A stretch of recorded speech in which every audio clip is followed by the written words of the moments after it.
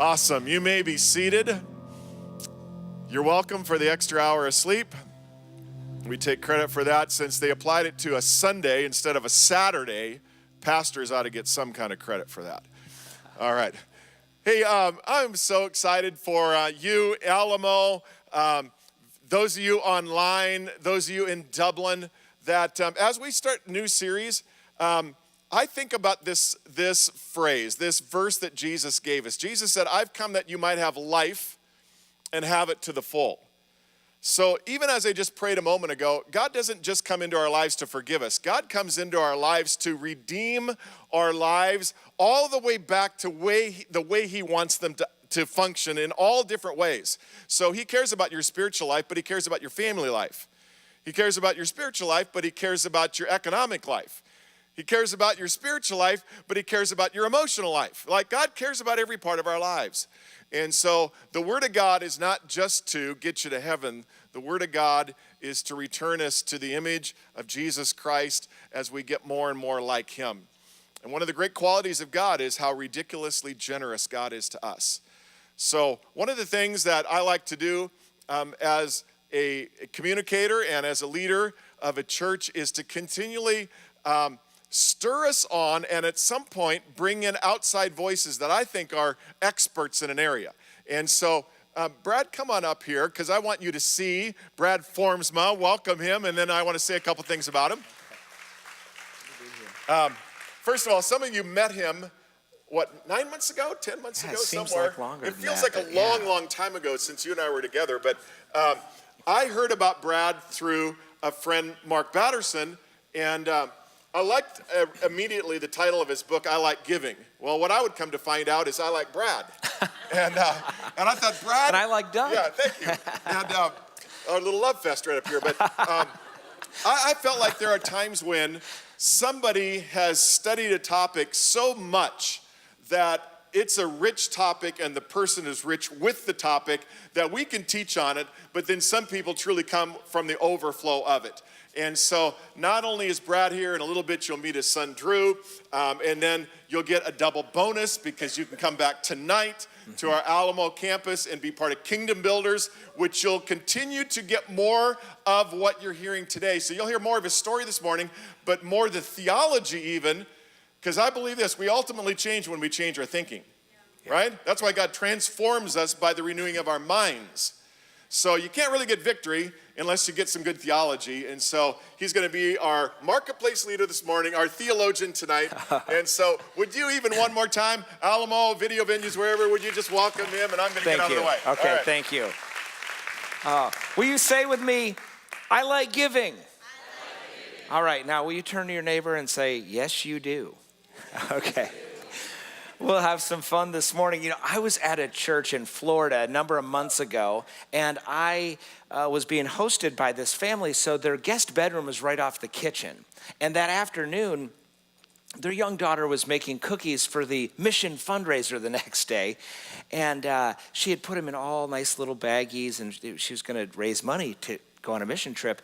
And that night, about 2 o'clock in the morning, I woke up with a thought. I'm hungry. And so I remembered those cookies, and so I tiptoed out into the kitchen, and there they were. And so I opened it and ate one, and it was so good I did it again, and then a third cookie, and boy, did I sleep good the rest of the night, only to find out the next morning on the other side of the door, Mom, somebody took my cookies, and what am I going to do? This is how I was going to raise money for a trip. And so now the giving guy's behind the door, what to do. So I didn't say anything. But you know what? When I got up on stage, there she was, front row. And it was like the Lord said, this would be a good time to come clean. So your pastor's now wondering, who did I let in the building, the Cookie Monster or the giving guy? But anyway, you know, my grandpa, he was a commercial baker. And when I was 9 years old, he invited me to come with him to his office on a Saturday morning. You see, he had a test kitchen next to his office. And what would happen is he'd make these 16 loaves of bread, and I'm thinking, oh, this is going to be a great Saturday morning. We're going to have fresh bread, some jam. It's going to be a good morning. And yet those loaves of bread cooled down, and then we put them in his trunk. And we headed off, and the first stop, we went to one of his friends, and he gave a few loaves of bread, and he gave some really generous words to this man. And the next stop, it was a few more fresh loaves of bread, and this time it was a check in an envelope with it, and he was generous with his money. And I started thinking, this might not be about Brad getting fresh bread on a Saturday morning.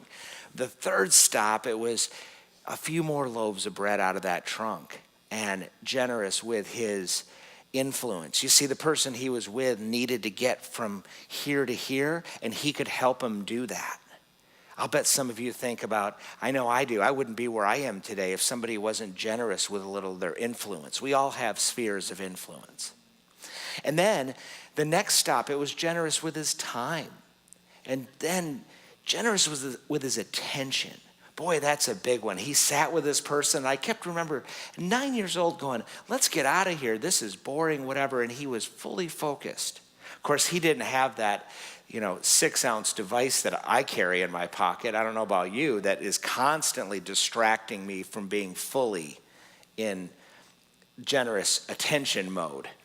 And so he just showed me these 7 different ways: words, thoughts, money, the way he shared his stuff, his influence and his time and his attention. He modeled it. And so I went into business for a number of years, and then I was on a run, and I really, in 2005, feel like I got a calling from God to encourage people to live generously. And so I sold out of this small business I was in. I didn't get wealthy. It was just God transitioning me to a new thing to do that for him. So here I am. So I want to share with you 3 things that I think you can put into practice and apply to your life even today. We're going to test it towards the end of the service, and then you can apply it this afternoon and tomorrow and week, month after that. So the first thing I want to share with you that I've learned is awareness. We have to get our antennas working.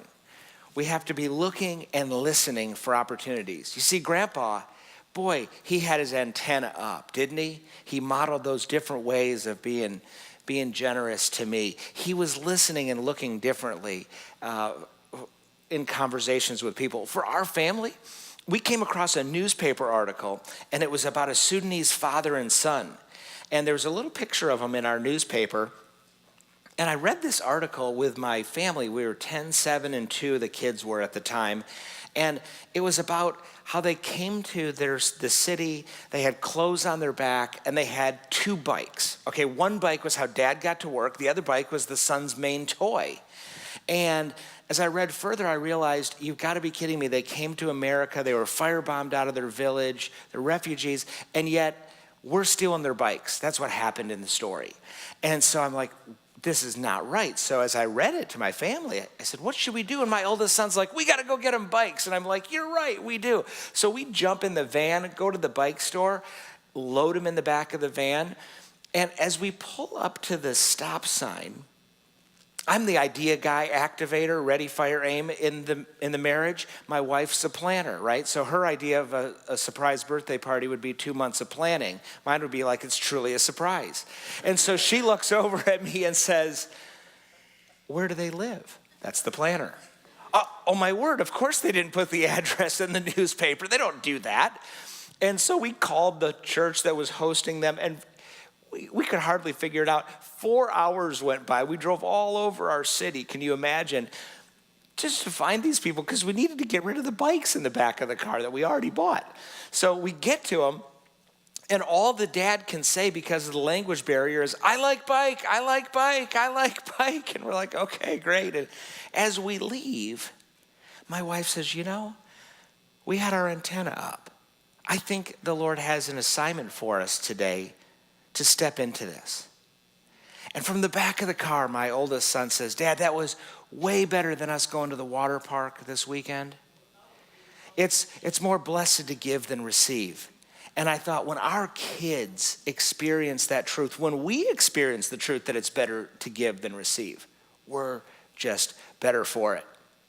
I shared the I Like Bike story with my friend Scott, and he was at a dentist office, and he said, I'm thinking antenna, I'm thinking I Like Bike, and I hear this single mom say, I have 3 kids, it's a $926 bill, and I can't pay it. And he's like, you know me, I'm introverted. I don't even know if I like people. But he said, I jump up and I go over there with my credit card. That's what I say when I'm with Dave Ramsey anyway. And he pays the bill, and tears began to flow down this lady's face. You see that passage in Galatians, therefore, as we have opportunity, let us do good to all people. And as I've studied that passage more, Paul's saying, look, opportunity, but it's expanded. He's saying privilege. We get to give. We don't got to give. We get to be a part of it. And so that's really, really an exciting twist of just like Pastor Doug said, when we think about giving, what do we think about? We'll unpack more of that tonight. It's so good because when you start thinking about what you get to do as a privilege, boy, does that change things. An opportunity, a privilege, I love that. So here he is. I like cavities. And I'm like, what are you talking about? And he's like, I would have never done it, but your story got me aware. That was our first point. The second thing I want to share with you is the idea of action. If we're just inspired, that's fine, but we have to move to the action. And so for our family, we regularly give to our church. Interesting story for us on this. One year, I thought we were doing our regular giving to our church. We got to the end of the year, my wife and I are talking, and we get our accountant, just to do our taxes, and he's like, did you guys give to your church much this year? We're like, oh yeah, we things went well, we gave, And he's like, well, I'm not seeing that. Well, she thought I was doing it. I thought she was doing it. And so, oops. So we went back and said, Lord, we want to give. We just got busy. Hello, who doesn't have that happen? And so we made up for it, but we also then got into the regular giving of the online kind of thing where it's just for us, it was like, we want to have that in place. Our hearts are there, but life happens. And so anyway, beyond that, we have kind of what we call our emergency giving fund, which is just, we've made a couple lifestyle spend decisions so that little pile can grow. And so we can be aware and, when the bikes opportunity comes. And so my oldest son came to us and he said, my friend Nolan, his dad just found out that he has 2 months to live. Is there anything our family can do with our little emergency giving fund? And so we prayed about it. We thought, what could we do? And we decided this is the best time for one of those prepaid Visa cards. I'm sure they have expenses that we would never know about. And so we decided to do that, and we all got in the car and drove over to their house. And as we turned down the street, there was a row of mailboxes. And my wife's like, perfect. We'll just put it in the mailbox there. And I'm like, oh no, I saw on the Today Show, like postmen are stealing gift cards out of the mailbox. You're gonna notice a theme. Guys, listen to your wives. They have intuition, they're smart. I like every time I listen to her, it's just better.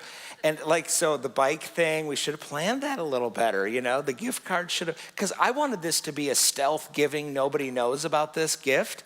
And yet dropping it off at their front door, the lady was walking through the living room. She saw us. We were busted. So no more secret giving on that one. So they knew it was us. And sadly, 2 months went by and this man passed away. 3 weeks after that, we got a note in the mail.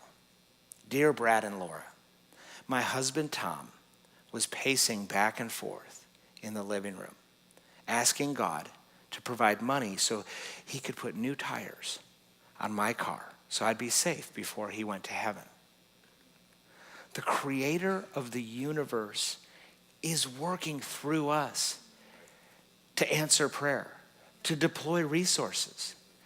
We get to be a part of this.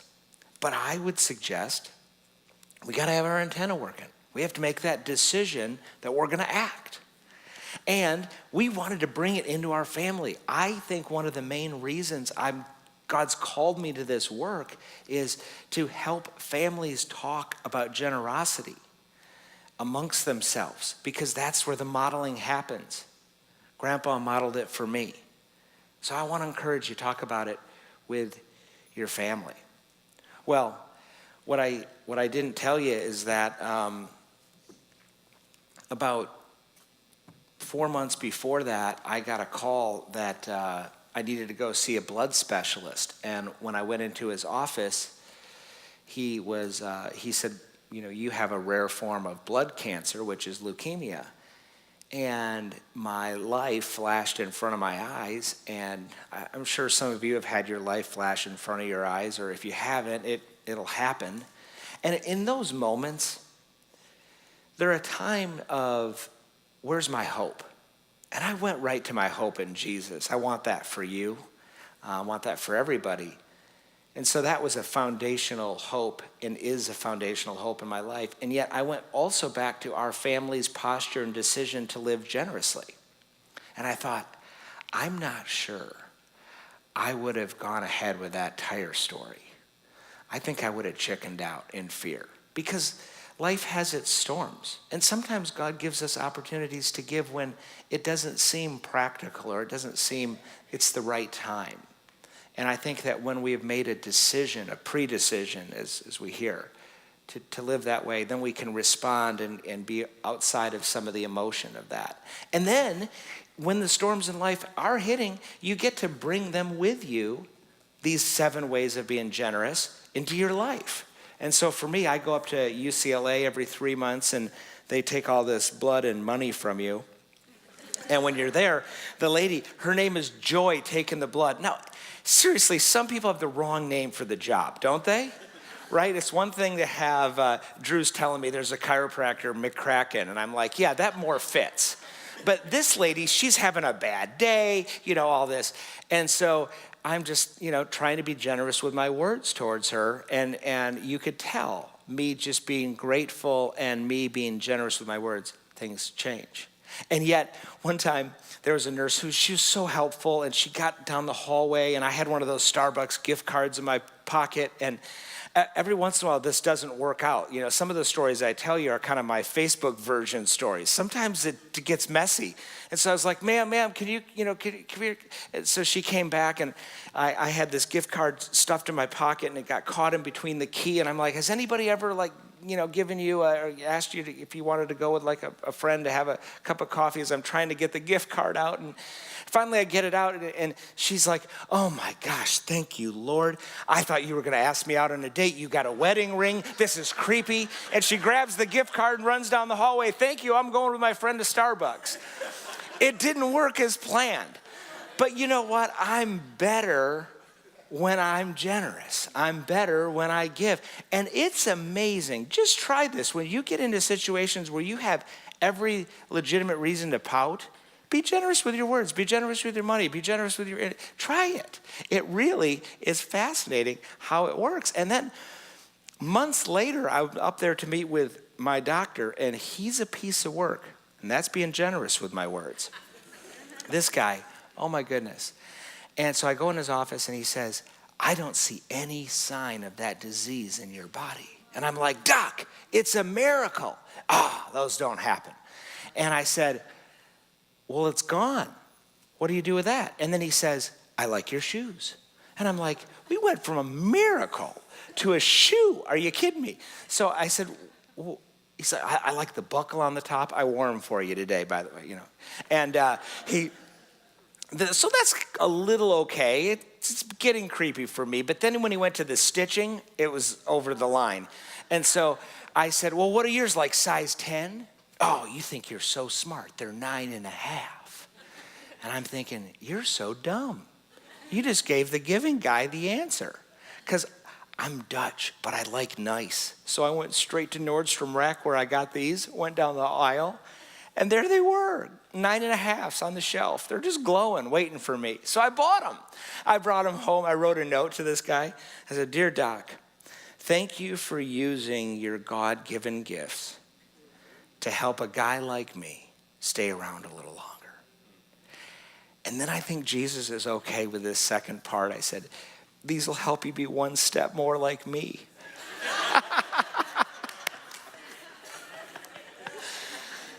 Oh, man. He calls me a week later, you're crazy. I read your book. You think that a generous world is a better world for all of us? And I said, yes, I do. How many of you believe that same thing? Yes, we believe a generous world is a better world for all of us. Awareness to action. Third, last thing I want to share with you, that the many things I've learned, is action. Impact, excuse me. Awareness, action, impact. Impact. We never know the result of that one gift, that one way of being generous. One of my favorite ways to be generous is to find an opportunity, is to just simply ask a question. And I had been reading about widows and orphans, and I thought, where do I find a widow to help? And I thought, the person that cuts my hair, she's got to know. And so, you know how it is, your head's upside down in the, bowl there, and they're, shampooing, and I sit up and I'm like, where do I get a widow? It came out a little funny. She's like, what are you talking about? I'm like, well, I've been reading about them. I want to find somebody. My grandparents are gone. So she's like, I got this perfect lady. Her name's Evelyn.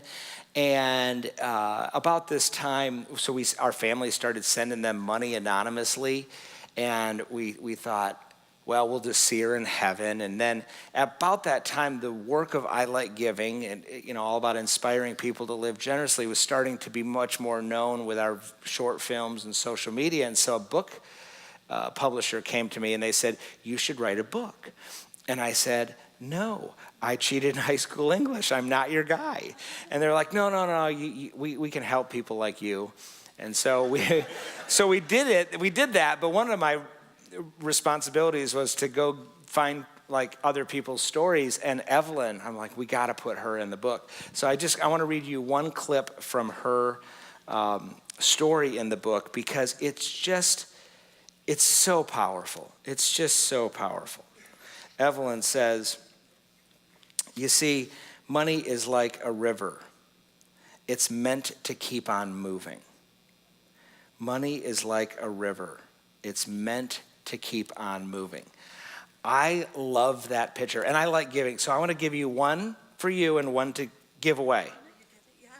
You don't have to fight over it. It's okay. Just come to the next service. Sit right there. We'll do it again. Okay. No, that's great. Okay. So what does that feel like to you? When you think about money being like a river, I think it's God's picture of saying, this is an opportunity to trust me. When we release our resources, it's an opportunity for him to bring it back to us, and for us to continue to be in constant opportunity of being aware and then moving into action and then into impact. Grandpa taught me how to listen. He said, you be amazed what you pick up in conversations when you listen to people. And one of the things that we did at I Like Giving is we created a short story called I Like Listening. And it's a story of a couple in Tennessee. They're in their 20s. And I brought it with me today because I wanted to give you just a perspective of how they looked at their giving and then how they continued to stretch in being more generous in their life. So check this out and I'll be right back. Giving for a long time for us was just robotic.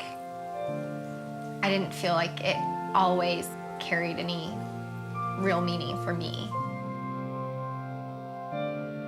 So I'm a writer, and I was working on a book for I Like Giving and talking to all these people and hearing their stories of generosity. And what I heard really shocked me. And as a writer, sometimes it's easy to tell other people's stories, but forget about your own story. It just made me think, what kind of story do I want to tell? And what kind of person do I want to be? So I started to talk to my husband about an experiment with giving. We both work on commission, so one month we were looking at our budget and we decided we would set a little bit aside and see what might happen. Shortly after that, my mom came on a visit to Nashville, which she doesn't get to do very often. I was so excited. I got the guest room all ready, and we got a phone call from my sister that she had had a miscarriage. We were just shocked. So I told my mom, I really think that you need to go and be there for her. So we started looking up some flights. They popped up, and each one was the exact amount that we had put aside. And so we packed her bag, and we bought the ticket, and we sent her to New York to be with my sister.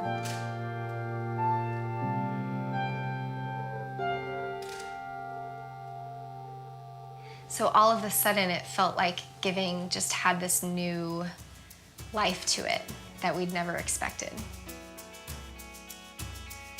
I have a friend with multiple sclerosis, and her doctor had told her to change her diet dramatically, but she didn't have a food processor, and we bought her one.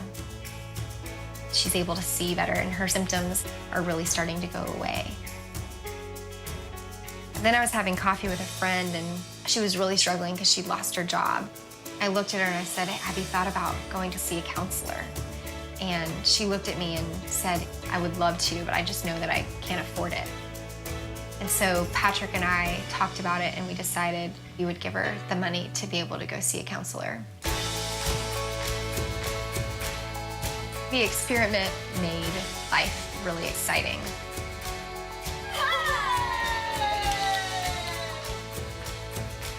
Doing this month after month has really changed the way we look at our friends and the way that we look at life. We can listen to people more, and we're more aware of what's going on around us, and we enjoy listening for opportunities that we didn't expect. Giving had a whole lot more energy behind it than we'd ever given it credit for.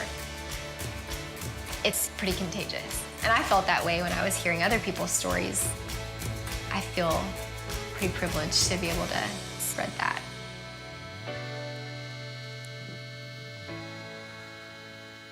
Contagious generosity. Yeah, I like that. So I told you we're going to have a chance to test out this generosity thing. So I'm going to put a slide up on the wall that has some descriptive words that we can be generous with each other. And I think it's coming up. And there it is. So what I want to do is I'm going to test it out so you can see how this goes. It won't take long. But when I think about Pastor Doug, I just want to say to him, Doug, you're faithful. You caught a vision to plant a church and to be here and be in the community and to stay. And I admire that and appreciate that about you. The simple way of saying that. So you may be here with somebody that you know, and this might be a fun exercise. We're going to take like 30 seconds to share with each other a word that jumps off. If you're here alone, this is a fun opportunity to text at church and not feel like guilty about that. Text a friend, and then later you're going to have to clean it up. Like, what was that? Why did you tell me that you were, this affirming word about me? But then you'll have something to talk about. So let's just try that. Just for 30 seconds right now, say from your heart an encouraging word to someone, and we'll be right back.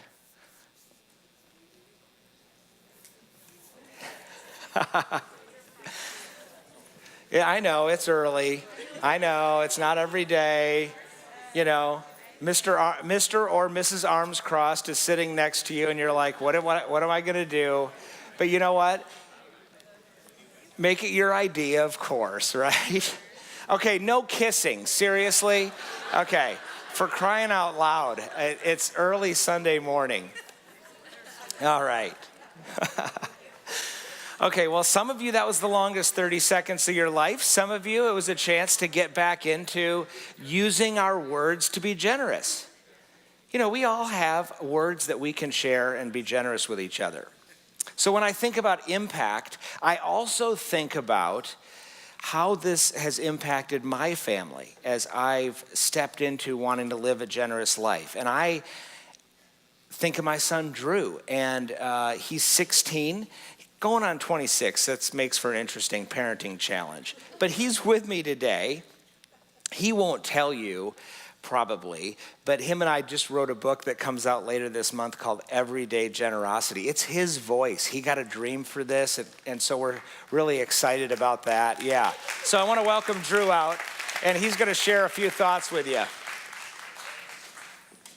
Hello. Okay. Today I want to share with you what it's been like for me being around this generosity conversation, how it's changed me, and how my friends have started to give because they've seen me give. I can remember walking into Costco one day with my dad, and my parents are doing all these crazy giving stories, and I'm like, I need to try this. This has got to work. So we're walking into Costco, and my dad's on a phone call, and out of the corner of my eye, I saw something weird. I saw this elderly lady standing by her groceries, and we know everything at Costco is like 10 times the size of a regular item.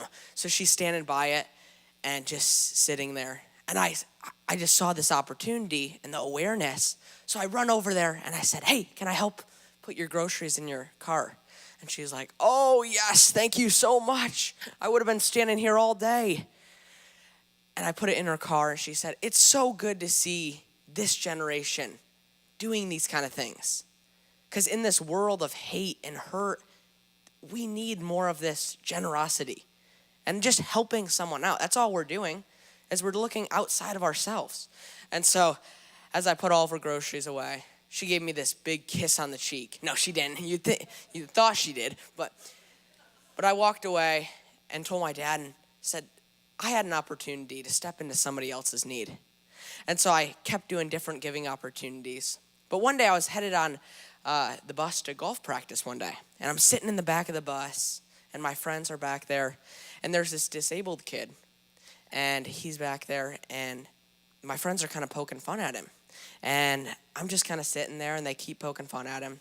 And I get off the bus, and I see it disappear in the distance. And I kind of felt God saying, Drew, you were as bad as your friends. You didn't say anything. You didn't stick up for him. So 2 months later, I'm sitting in my first day of high school, and I'm sitting there, and all these thoughts are going through my head. Am I going to make friends? Are there any cute girls? Am I going to get good grades? And then the thought of the kid I didn't stick up for came into my head. And I kind of felt like God said, look out for that kid. See if you can be that kid's friend. Look for someone that you can be helpful to. So I'm kind of looking around, and God put him right next to me. I'm like, okay, oh my gosh, God. So I walk over, and I'm like, hey, I'm Drew. And he's like, hey, I'm Quinn. And then it got awkward. I'm like, oh no.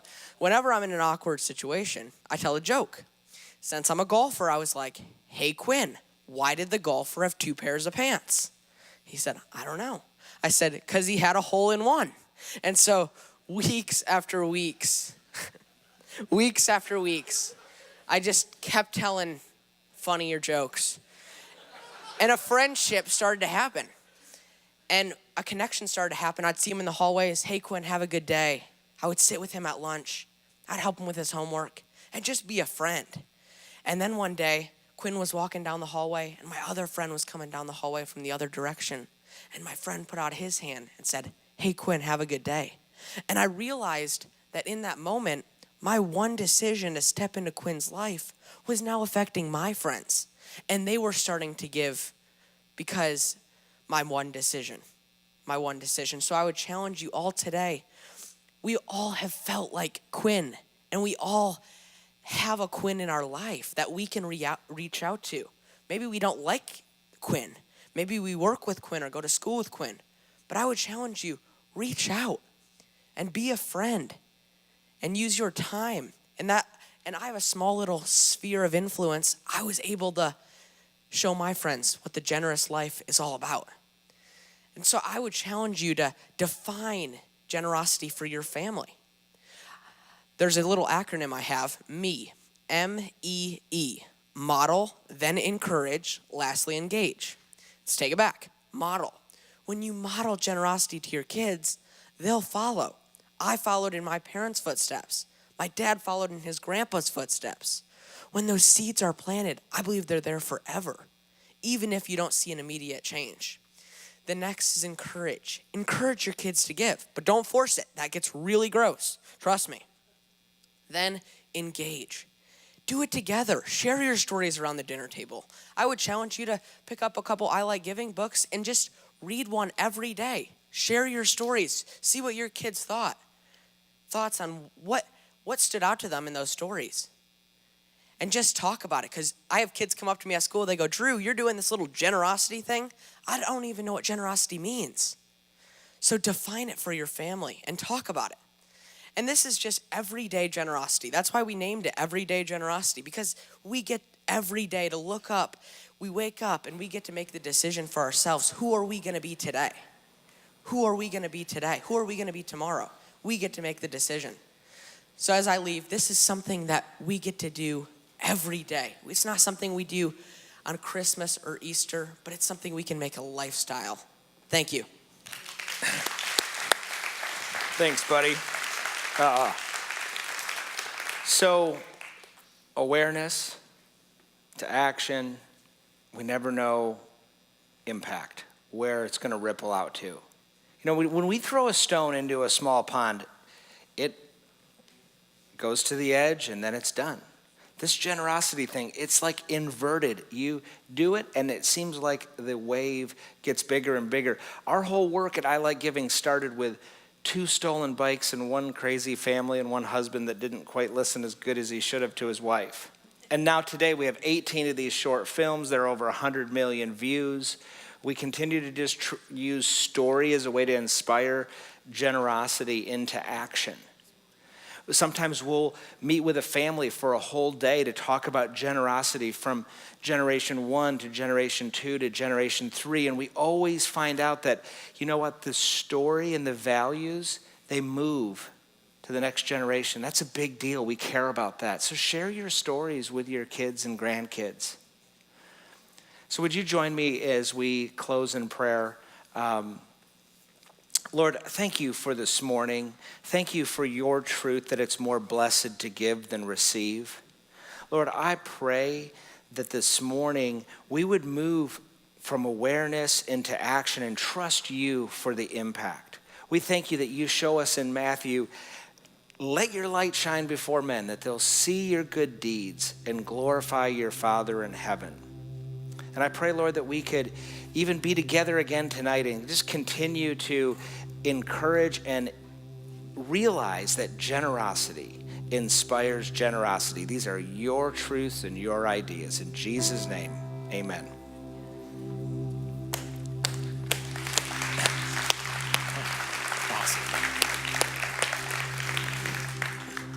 You know, we always at New Life have a time where we go back into response, and I think part of our thinking happens when we take a few minutes and we're still before the Lord, but I also think one of the generous things we do back to a generous God is worship. And so in the next couple minutes, take advantage of an atmosphere where the topic ultimately is about the character of God. Certainly it's about what we do, but it starts with the character of God. Somewhere in your worship time, thank God for being generous to you. Is that not kind of what worship starts with, as a heart of gratitude? And then praise him because of how good he is. And let the atmosphere of our church have an atmosphere of generous worship. And let that maybe be the first action of generosity of today. Even before we do anything else, even before we come back to Kingdom Builders, because I know you're all coming back to Kingdom Builders. Yes. And before we do any of that, before you do anything Monday, before you do anything with your action, let's take advantage of an atmosphere here where we can do it as well. Why don't you stand as the worship team leads us in some great worship?